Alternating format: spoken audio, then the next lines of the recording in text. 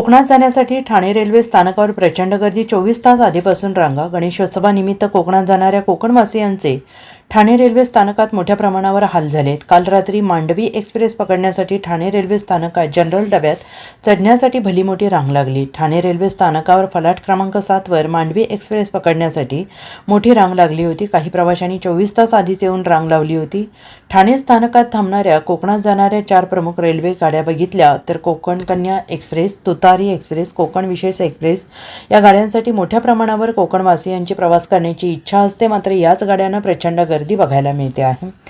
गणेशोत्सवासाठी कोकण रेल्वेने कोकणात निघालेल्या गणेश भक्तांचे हाल सुरू आहेत।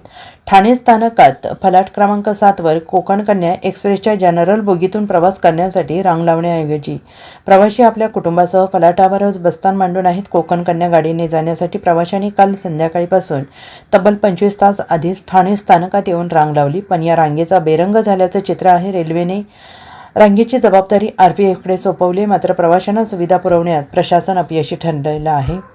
Bureau report, SBN Marathi, Thane.